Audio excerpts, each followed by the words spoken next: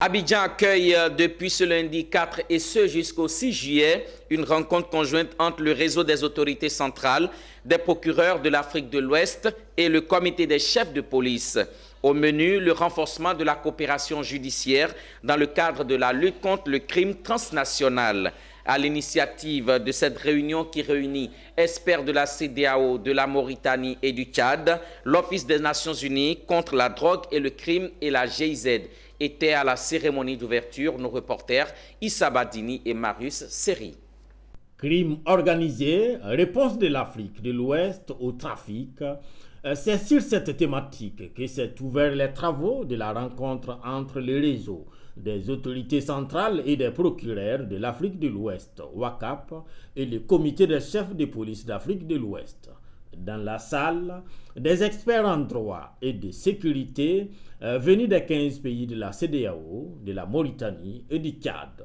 À la manœuvre, l'ONIDC, Office des Nations Unies contre la drogue et les crimes, et les GIZ, qui comptent ainsi renforcer la coopération judiciaire dans le cadre de la lutte contre les crimes transnationaux. Nous avons eu beaucoup de saisies, de récentes saisies de drogue. On a vu une avancée de la criminalité transnationale organisée dans les pays de l'Afrique de l'Ouest et avec la porosité de nos frontières.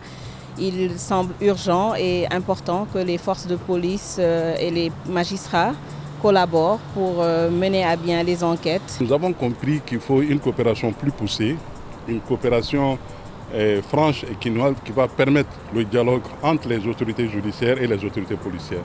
Parce que nous travaillons ensemble. Vous savez, une enquête a besoin également d'informations, une enquête a besoin d'être appuyée et soutenue.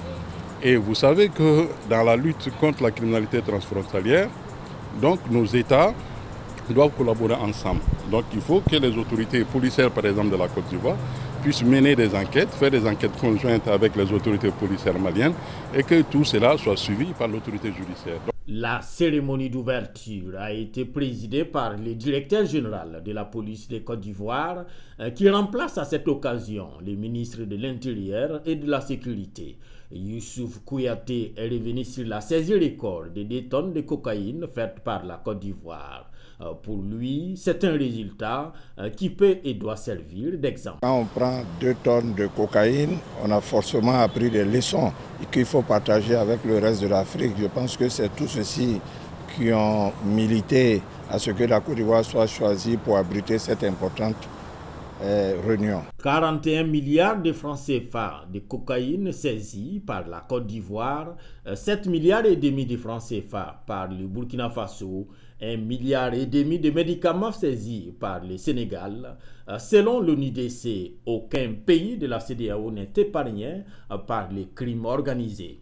Cette rencontre qui prend ses quartiers ce lundi se refermera le mercredi 6 juillet avec l'espoir pour les différents acteurs de la signature d'un mémorandum d'accord capable de booster la coopération policière et judiciaire des pays membres.